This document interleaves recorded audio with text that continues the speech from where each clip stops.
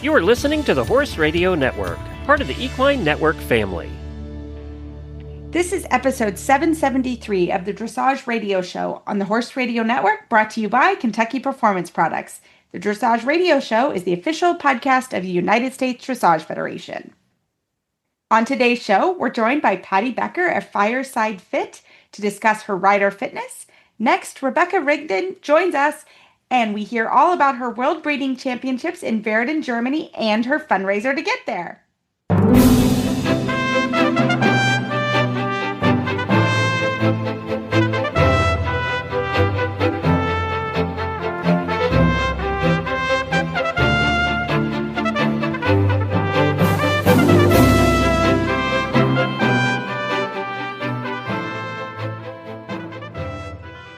This is Reese Stanfield in Georgetown, Kentucky. And I am Megan McIsaac from Oregon, Wisconsin, and you're listening to the Dressage Radio Show. I've been missing you. I've been missing everybody. How's everybody doing? Crazy. Right? It is summer. Have you been showing? Well, girl, I went to my first horse show. I did it. I took Forever Rock Me, or Rocky. If you guys are new to the show, welcome. But if you have been following along, this is the horse that I got in Denmark in December. I looked for quite a while to find him, and I got him, and he came to Florida. And, every time you import a horse, and maybe we should do a topic on this, Megan, on another day. We should. Importing a horse, it really takes a while. Like anytime anybody gets a horse and they have to start showing, like I feel like sometimes if they import well, it's great. And then other times, especially if they're younger and they don't import well, it takes a while to get them settled and ready to go. So that's a little bit with Rocky. Like he actually was fine, but he came to Florida and got skin funk and had some ulcer stuff and just stuff and nothing terrible. And I decided, I was like, okay, I'm going to finally go to a horse show. I just finally was like, okay, Reese, you've got to do it. Because I find the first horse show, I don't know how you feel, Megan, is always the hardest for me. It is. Yeah. It really is. It is. It's just hard. You kind of just have to suck it up and go. So I have to give a shout out to my mom because, it's summer and a lot of my girls are out of town, and my head girl, it was her day off. And that was the one day I could show. And I was like, okay. So I called my mom, who hasn't been to a horse show. I mean, she's been a horse show, but I made her work. Yeah. She owns a horse. I'm like, sorry. She helps me own him. And I was like, sorry, you got to go with me. And it was great. We had so much fun. But some tips that I was trying to think of some tips as we went through the process that I could share. I think the biggest thing that you need to do is, first of all, we had done a lot of trailer work with him. Mm-hmm. So the trailer wasn't as much the issue of on and off of the trailer. So that was good. Like I knew he would import well. I knew he would go on the trailer well, which was great. So he was good doing that. And then, it was at the horse park, which can be a very difficult venue. Very. But thankfully it was a really good weekend at the horse park. Like it's the quietest recognized show we have, which is really helpful. So we went to that recognized show and it was quiet. It's like the only thing that happens at the horse park that weekend. So, and I also gave myself a lot of time. I was able to go and like set all my stall up and have all his stuff ready. Cause I'm not like a wing it kind of girl. And I know it shocks everyone if you know me, but I need everything like lined up. So I went and I got my packet and I knew, what ring we were in. So I did all that extra stuff so that I knew exactly where we were going when I brought him. I knew where the stalls were. I knew all of that. So that was great. Like I brought him in. He needs to have a little bit of time to settle. Because I had also taken him off property. This wasn't his first like off property go, which was good. So I'd taken him off the property. I've done all that. So this was like, okay, now we're really going to go to horse show. And actually we got there and it was going to storm. So it was kind of good for me because I had to like get going. Like I would have lingered and my mom's like, okay, come on. Like we gotta go. So, I'm a firm believer in a lunge line. I love a lunge the first time out. Oh yeah. So I just had a little lunge and he was great. And I had my mom and, I'm a fan of of walking around on a lunge line. You know what I mean? Like, no problem. So she had the lunge line if I needed her, and she was close. But he was super, super good. So I was so proud of him. And we had a good score. We got a qualifying score. He was a little tense in the walk, which nothing terrible. But like a huge dump truck came by. I was like, oh goodness. But he was good about it. So it was a great experience. And I had a couple students, but I also made sure it was kind of quiet so that I had like full attention on him, if that makes sense. Oh, total sense. Because you can't be distracted. No. Although usually I am the first show. Yes, I know. Well, and I have the luxury that we have shows here, and then I have horses that show in Florida. So I was able to do that, which was great. But anyways, I only had a couple students, and they were wonderful and knew kind of what was going on. So it worked out well. Oh, that's perfect. I am so glad you got out there. Yeah. It is tough. I mean, it's hard to get out there, and I was too. I was glad. So I hadn't shown Megan. I mean, it had been a long time because I just for various reasons I had horses showing last year, but I didn't show them. So but it was fine. Like, it was all good. Big Mike showed with a young rider, and so I hadn't been in the ring in a long time. So I also like literally had to make sure where my pants were. I had to make sure everything fit. Everything was in good order. So that's also a tip is like make sure before you go to the horse show that you have all that stuff worked out. So I did that too. So I had no stress. I knew where everything was. I knew what was going on. So it was good. So it was a really good experience. So I'm going again. See, this is what happens. You get you get addicted. But the most important question is, what color was your coat? Now that we can ride in colors. You know what? I am not that exciting. I'm a Navy girl, and I have boots that match. So I had my Navy coat. You had to look beautiful with the gray. It looked really pretty. Yeah, I love Navy. I mean, my boots match and all that kind of stuff. So that was really, really awesome. And so yeah, it was great. So and my coats fit and all the things. So yeah, I haven't gotten into the colors. You're more into the colors than I am, but I'm not that into the colors. So yeah, I've branched out, but it's been fun to see all the different colors out there. Yeah, and what people choose with various horses. So yeah, and of course now I have a black horse, so anything goes with black. Yeah, I know. And the gray, the Navy looks really pretty with the gray. I could get a gray coat if I really wanted to invest in it, but I think that's too much. I think Navy. I want to see some pictures. I bet you look beautiful. Yes. I have a great picture of my mom too, and which is really pretty. So I'll have to put that up on the show notes of Rocky and my mom and I. We had a great time. It was a special. Ended up being a special show for us. So it was really fun. So Megan, what have you been up to, girl? I have been actually going to some clinics. Oh, tell. Yeah, so I have my new sale horse, and I need to get him out and also prep for more shows. And I took a lesson with Scott Hassler, who he's amazing. And so that was really fun because it was a private clinic. And Love so that. I think that's really important to talk about as professionals. Like you just don't feel pressured, right? And you can just really go and work. I feel like it's a very supportive environment, and Scott is very, very supportive. I really enjoy working with him. And then actually today I just got back from a clinic. I had never been to this farm. It was 2 hours away, so I had to take him 2 hours, and it was Suzanne Von Dietz. Have you ever worked with her?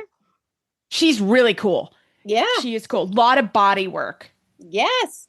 So I very much enjoyed that. And there were auditors, right? So it was a very different environment, although I found I knew a lot of the people very supportive, but yet again, much busier than the previous clinic. And so, just building, it's like going to a first show, right? Yep. Like now there's a speaker, and now there's people moving, and now there's a truck going by, and trying to focus on working with someone new, right? Like, what is she trying to teach me? Like, I don't understand this concept, or maybe I do. And I just had some really great moments. Also working on breath work with her. So if anyone ever gets a chance, definitely go and check her out. And I don't know if you had her for the book club. She has a book. I cannot remember the title at the very moment, but I'll send you a picture of it, and maybe the book is good for the book club. So yeah, I love it. No, that's so cool. No, and I think it's really important when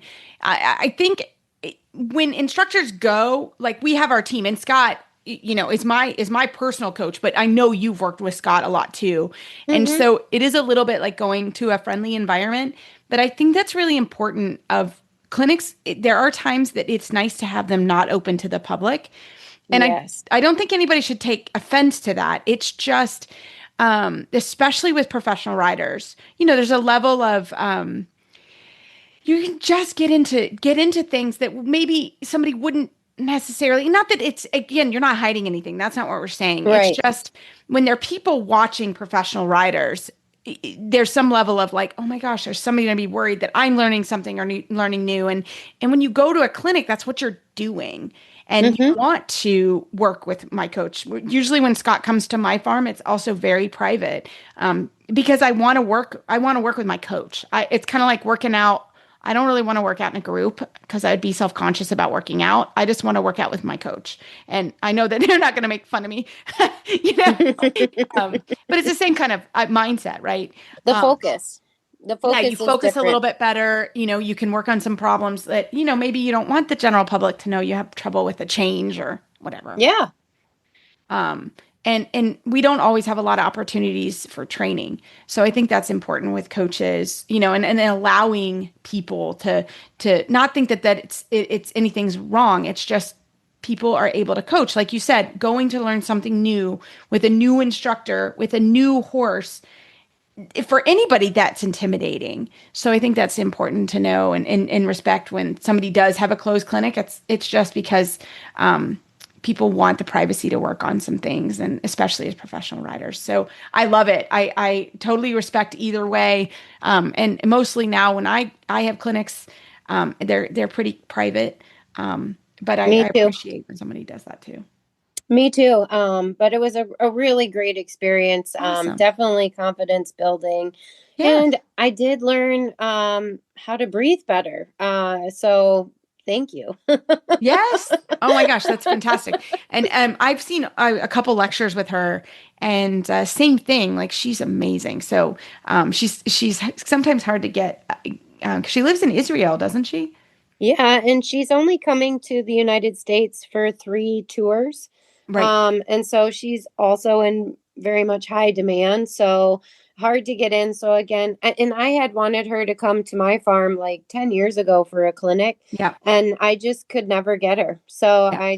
I was like, I'm going. I don't care where it is. That's so cool. It's close. And so I'm very glad I did. So definitely anyone listening, if you get a chance, branch out and do the things you want to do.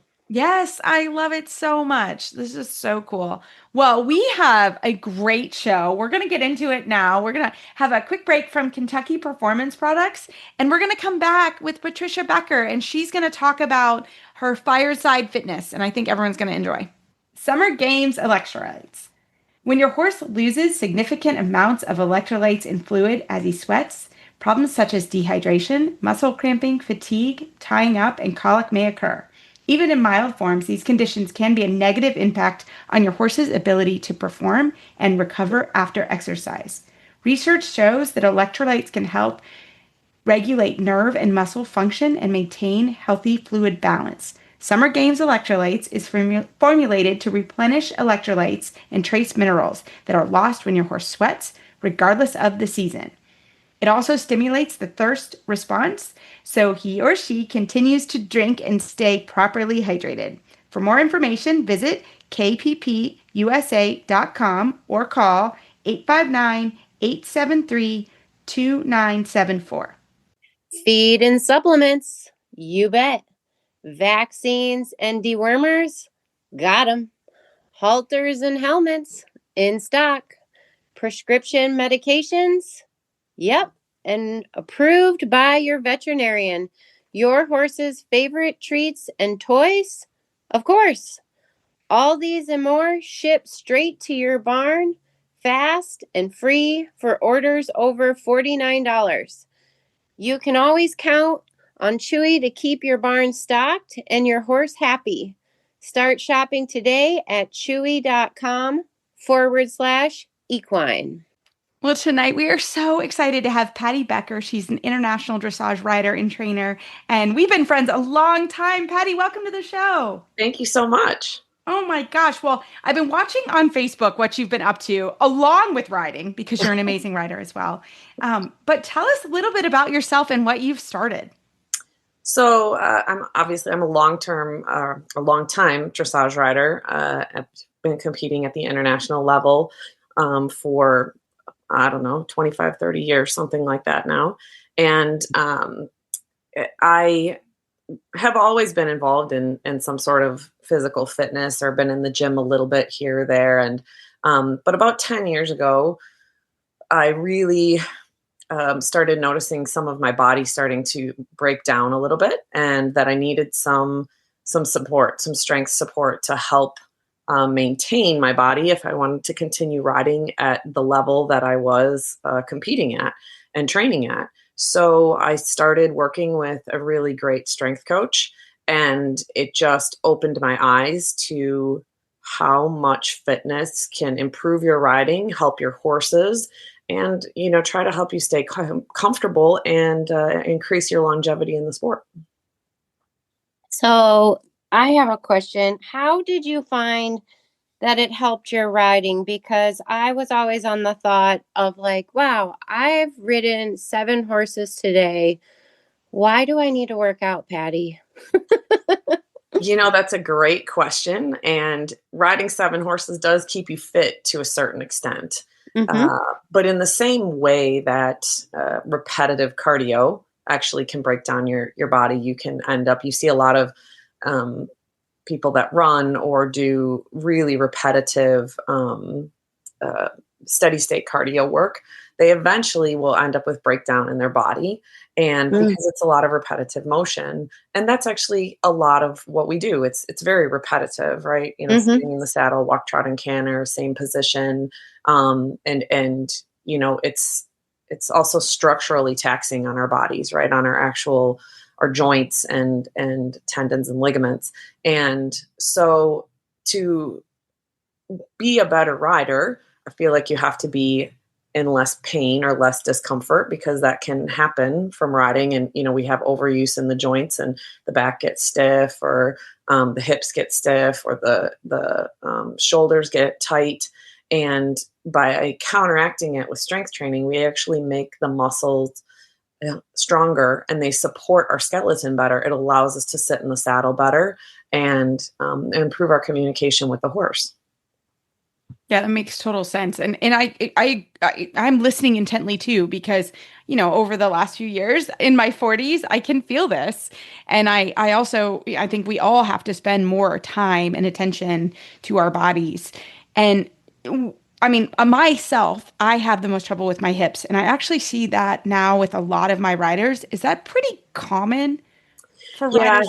Yeah, hip pain can be, and hip, not just pain, but tightness, or weakness is very problematic for a lot of people. The glute med, which is a teeny tiny muscle, we so often hear about the glute maximus, the bigger muscles in the glutes. The glute med really has a lot of effect on the hips, and is very undertrained, and it is often not very strong, and actually sometimes gets quiet and won't even fire when we need it to, which causes other pieces of our hips, other mechanisms to take over and overuse itself.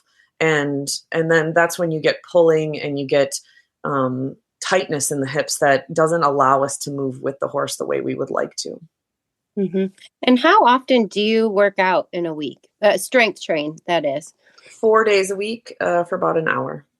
Oh, wow. Okay. So, to me, that's still a commitment of time, but it's not a crazy commitment of time. I think that's one of the barriers to entry. Don't you think, of people that are like, oh my God, I'm at work, I'm riding, I'm keeping my house, I'm doing all the things, and then I have to work out too.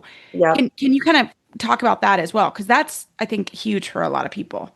Absolutely. I think even 3 days a week for people is, especially for someone who is an adult amateur or even a junior rider that wants to, maximize their body use and for strength and as well as for health while they're riding. I think 3 times a week can even be really beneficial. An hour is really what you need if you're not socializing in the gym, if you're getting your workout, you're sticking with your rest periods. That is really all you need in terms of for growth and for strength development. It's pretty widely accepted. Most people overtrain, and especially the other thing I want to say is too. Oftentimes people think when they're going into the gym and they're seeing people and they're working out 5 or 6 times a week, and sometimes you see people that they seem like they're in excellent shape, and they can be, but oftentimes if they're training for bodybuilding or they're just training for aesthetics, they're only training a body part at a time or a couple body parts for hypertrophy, and hypertrophy meaning for like the look of the muscle, muscle growth development, which is that's not really what we're looking for as riders. We're looking for strength, mobility, control, and with to a certain extent some aerobic capacity, and for that you really only need 3 times a week, up to an hour. I mean, Wow. I've even seen my students that have gone in and done strength training with my coach get a ton of benefit from twice a week. And do you also recommend like yoga or Pilates for flexibility? I do. I absolutely do. I'm not anti-yoga or anti-Pilates at all.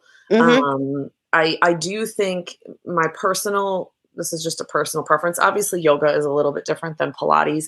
I think yoga classes are great, or practicing yoga on your own for Mm-hmm. stretching. I think it has great value. I tend to myself take a mobility day where I don't do yoga. My personality is I just don't always jive with yoga, although I Mm-hmm. have done it and have practiced it. It's just, where my mind is sometimes. So I do a mobility stretching day always once a week, but it's not what I would call yoga. Uh, Pilates, I think, especially if you can do either one-on-one Pilates or like small, like class Pilates where you have 3 to maybe 5 people tops, and where it's geared somewhat to each individual. I often think Pilates studios with a lot of reformers, and I think that way very similarly with a lot of strength classes type of things. I think oftentimes bad form is used, and it can actually be detrimental for an individual, especially if they're perpetuating a problem that they already have. They have a weak right side. Well, then they're going to compensate with their left side. And unless they have somebody looking at them to say, hey, that's, you're not doing it. Oftentimes they're trying to keep up with the class, which if they're working out on their own or with a trainer, I think they're more likely to try to pay attention to what their own body is saying. So I'm not saying for physical fitness or something like that, a class can be bad,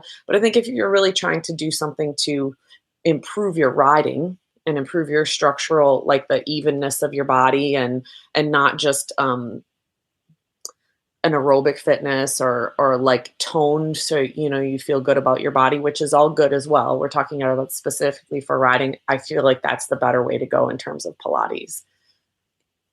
I think that's a very good point. Do you require all of your students to strength train?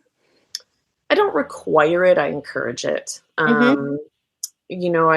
I have had a couple experiences with students who have gone to different trainers, meaning strength trainers or workout coaches, and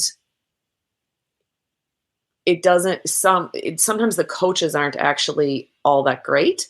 So unless they can find a qualified coach that is going to give them proper instruction, then I certainly don't require it. I really encourage it. And a lot of things can even be done by themselves, right? Like I've even shown some like exercises that are, with just body weight, or you can do them with a couple dumbbells at home. You don't necessarily need a coach. So I do very much encourage it. But I really try to make sure I encourage correct training rather than just any training. Yeah. And go ahead, Reese. No, I think that makes total sense, right? It's just like, just like a dressage instructor, right? It's important to find the right person and someone that's really qualified and is able to help you. So that makes total sense. And you're also starting some classes, right? You talked about that right before we got on air. Yeah. What are you doing? Yeah. So we're starting, a couple of years ago, maybe even 5 years ago now. I've been thinking about this and tossing this stuff around in my head for a long time. And we tried it was called Structural Balance for the Rider, and we got just a great response to it. And we even did it twice because we couldn't fit as many people in as we wanted to. And we just weren't in the right place, Jessica and I, with our own training and lives and jobs and everything, to really be able to pursue it. And so what we want to do is we're offering that class again. We have several classes we've come up with that we're going to offer, one on mobility, one on strength training that also helps you maintain length to your muscles so you don't end up getting too tight with the strength training. We have several different ideas that we're going to go with, and we're going to video those and put them up on YouTube. So people that can't attend the classes can hopefully gain some benefit out of them. Awesome. How do I sign up for it? How do I find out about the classes for someone who's listening?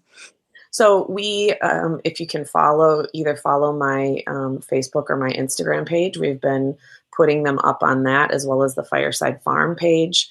And we will have our YouTube channel will be up and running by the end of this week. And we will have all of the small videos that we have on Facebook and Instagram as well up there for people that want little reminders and don't want to necessarily go back through Facebook posts or Instagram posts. I love this. I think it's so great. No, we're really excited. It's been fun to watch you guys develop this. And that's why I've been watching, because you did one about hip stretching, and I was like, yeah, so I had to write her get off. I was like, you and I are going to do this stretch. Because I think that's also super important. Like you don't pay attention and you're rushing to ride. And then the next thing you know, you're like, hey, did you stretch today? And they're like, no. So I think that's important as Absolutely. well. Absolutely. We actually do, Jessica and I do some combination lessons too, where I will watch a rider and evaluate kind of how they're interacting with their horse on a personal level. What does their horse do that makes them ride the way they are, as well as what does their body do, that kind of influences their horse. And then Jess and I'll have a quick little talk, and she can work with them a little bit and try to kind of break up their body a little bit and figure out what maybe needs to be released or what needs to be activated. And then we put them back on the horse and I work with them a little more, and hopefully we see some differences. And having done that, then we can kind of come up with a few individual stretches that are really, or activating exercises that are really tailored to you, so that before you get on, you can do, as you said, a few hip stretches, or maybe the calves are really tight, or maybe the shoulders, the chest is really tight, something that will help you specifically that's not going to take a half an hour before you get on every time. You know? No, I love that. I love that. Well, thank you so much, Patti. But could you maybe, before we let you go, give us some example of like a stretch you would recommend somebody to do before they get on? My absolute favorite stretch that I do all the time are split squats. It's you really stretch out your hip flexor. You activate your glutes a little bit. You can even feel some stretch in your calves. And it really gets everything moving in a good way before you get on the horse.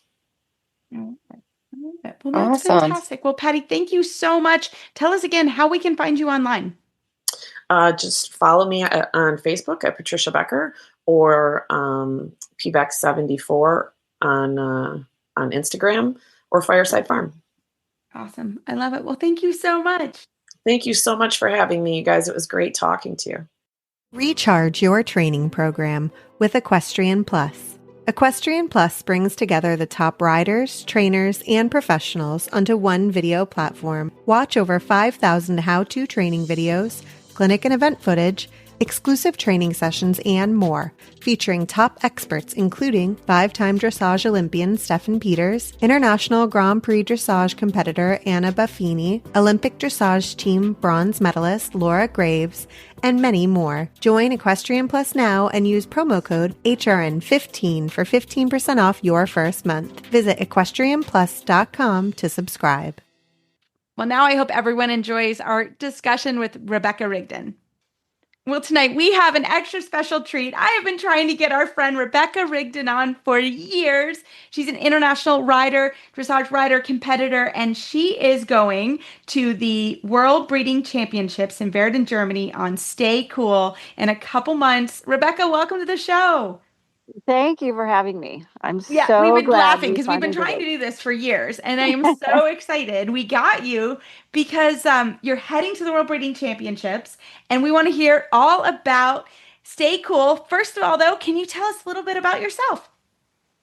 I am a dressage trainer out here in San Diego. I grew up in Kansas City where I first met Reese, a little Midwest girl, and worked on a breeding farm. We bred Holsteiners. And oh my gosh, I don't know. That seems like an eternity. I've been riding for like 40 years or something. Yeah, we don't do math anymore. Yeah, we're good. We're past the math part. We don't do that. Perfect. Do I have to tell you my weight? Because I don't want to do that either. No. But yeah, so been training young horses up to Grand Prix for decades now, and have this lovely, lovely young horse that I was very fortunate to acquire from training a horse up to Grand Prix, and I traded for a really fabulous young stallion who's now a lovely gelding, and then we're going on this adventure together to World Breeding Championships, which is pretty great. I love that. No, this is not your first time, right? This is my third time, and it's my fourth invitation.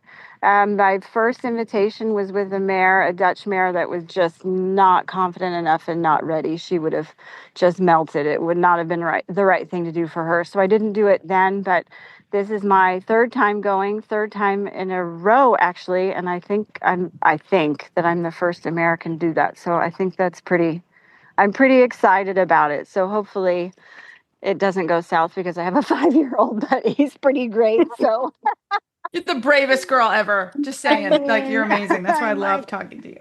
I'm like, well, I hope we just have steering. How about that?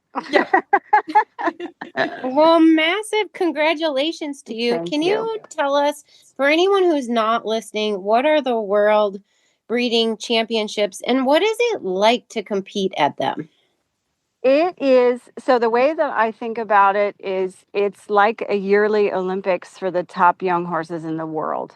Mm-hmm. And they invite so many people and so many young horses from every country. And your country, depending on how big your breeding program is, dictates how many horses you can have invited to the show. So that's why Germany, for instance, is such a small country, but they have one of the biggest breeding programs. So you have a lot of obviously top quality young horses from Germany, and you have a higher numbers from there. And then the US, we take 2 from each age division. So 2 in the 5-year-old if they qualify, 2 in the 6-year-old, again, if they qualify, and then 2 in the 7. And it is, I have to tell you, I love the Olympics. I aspire to compete in the Olympics. But going to young horse to World Breeding Championships is fascinating to me because you see all of the top riders that you see in the Olympics representing European countries like, Edward Gall and Isabel Worth, or when Edward was really riding, and Hans-Peter Minderhund. And you see these really, really top people, Lottie Fry. I mean, the list goes on and on. And it's a great way to make sure that your training is really correct in comparison with the rest of the world and these top countries in Europe that have so much success in the Olympics.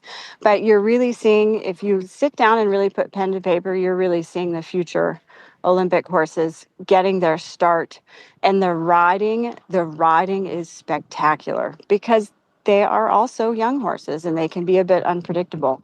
So I, quite frankly, it excites me even a little bit more than the Olympics because of that. It is just, it's quite the event to attend. And it also, I think, in my opinion, I always come home feeling like I ride a little bit better because you're surrounded by people that ride better than you, then you will start to ride better. And it's also, it keeps your eye relevant on what a good young horse really is relevant to 2025 and 2024, because the quality of the horses that they're breeding every single year is going up exponentially. It's pretty incredible. It really, really, really is. Yeah, so and you yeah, can watch it's it quite fun. live stream too. I mean, you can also on watch Clip it. My Horse. It is. It's fascinating. Yeah, absolutely. I watch it live on Clip My Horse, and if I wasn't there, I sit down and I watch every single ride, and of course, pick out my favorite horses and all of that. Yeah. But I think it's really, really interesting, and it's very interesting. The nerd in me likes to go back and see what horses have done so well there, and how well they've done in going on to International Grand Prix, and I would say 80% of them are quite successful.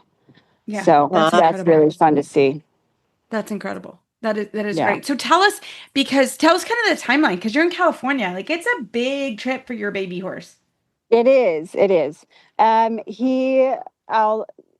We leave from LA to Brussels, and I will go with him. And then the flight is quite lovely, I have to say. It's I'll be acting as one of the grooms, and to be a groom on a flight, when you don't have that many horses on the flight, is quite nice. But we'll go from LA to Brussels, and then from Brussels, I'll base with Ulf Muller in Helgstrand in Germany. Ulf and Eva Muller, and that's what I did last year. The year before I was at Castleman's, but Ulf is such a good. He's obviously, in my opinion, one of the best, or the best young horse trainer in the world. He's had the most success, like Sandro Hit, and the list of horses goes on and on and on for them. But that gets me prepared, and then I'll have like 10, 14 days there.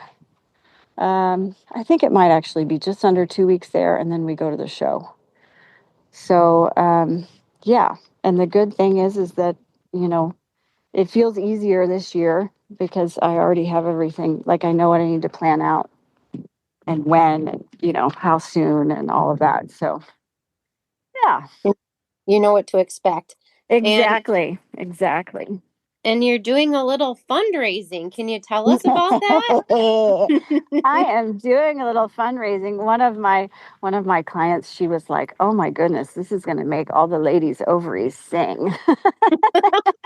I am doing a little fundraising, and I have these fabulous male friends that are some of the top dressage riders in the U.S. And so I put together a U.S. Studs calendar, 15-month calendar. It showcases, Stay Cool is very much a model. So it showcases Stay Cool and some of the pictures with my husband, who I think is very handsome. And then 12 other fabulous, very handsome men that agreed to take these pictures. And some of them leave a lot to the imagination, and some of them don't. And I think it's just... It's all still PG. Just everybody knows. It's totally PG, but it is very, some of the pictures are just a little bit fireman calendar-like. Yeah. Yes. We've got a couple that are Pride and Prejudice-like, and then... So yes, and I've got those calendars are available on my website, which is rigdonandblakestables.com.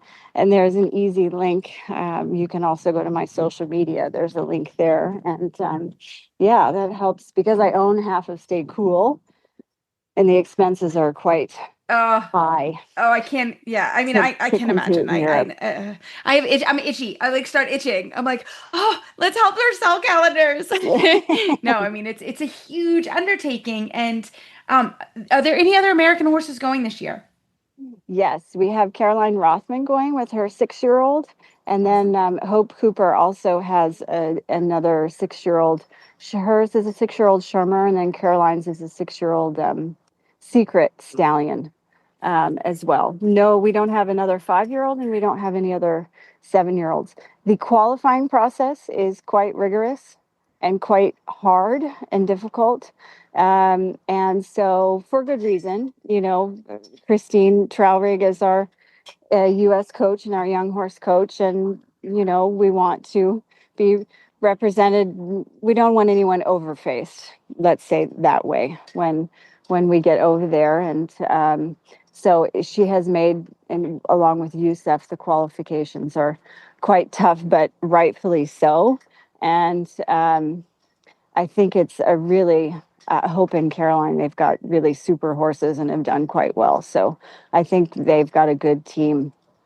We've got a good team there this year for sure. I love it. I love it. Yes. It is great. And like you said, this is a very expensive proposition, and we're so excited that you have horses going again. Like you said, third year in a row is amazing. So one more time, spell out everything so we know. And so, ladies, let's help Rebecca get to the World Breeding Championships. I think we can do it. And plus, we want you to come back on and tell us all about it and give us all the dish. So we're really excited about it. Yeah. Awesome. Thank you, guys. Yeah, the calendar is up on rigdonandblakestables.com.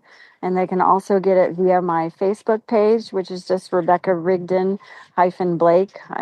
And you can see samples of pictures, but not all of them, because you have to get the calendar to see all of them. And it's the calendar itself is $138, which includes free shipping.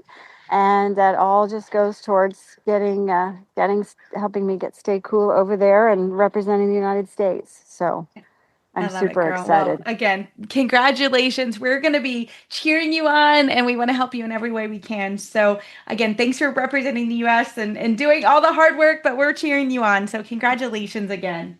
Thank you. I really appreciate it, you guys. Well, Megan, you and I have also had to fundraise for events, and I really wanted to help Rebecca. I know she owns half this horse, and I can't imagine what it would cost. Well, I can't imagine. And it's a lot of money, and she's representing our country, and I think it's so cool. So again, how I knew about it was I'm on Facebook with Rebecca Rigdon, Rigdon, and that's how you can find it. She's got it on Facebook. She has a link. And Rebecca Rigdon, and then it's also actually, she said it's on her website as well. So you can find that RigdonBlakeStables.com. And we can help her. So I hope, ladies, let's help Rebecca out. Let's help her get to the World Breeding Championships. And Megan, we also have a book club, right? Yeah. The name of the book is 3 Strength and Fitness Workouts for Horses by Jack Ballou. From July through September. I love it. This Jack is awesome. I can't wait to have her on the show. She's amazing. Anne Gribbons was also wonderful, and I think everyone will love Jack. And this is a great book, and I think you'll like it as well. As always, you can find our show notes and links to today's guests on our page at horseradionetwork.com. Search Dressage Radio Show. Like us on Facebook, just search Dressage Radio Show. My website is maplecrestfarmky.com, and my email is reese@horseradionetwork.com. And my website is lindenhoff.com, and my email is lindenhoffllc@gmail.com. We'd like to thank our friends and show sponsors, Kentucky Performance Products and Chewy. If you'd like to support our show and the Horse Radio Network, you can do that through the Auditor Program, found at horseradionetwork.com. Keep on kicking on until the next show. Talk to you soon.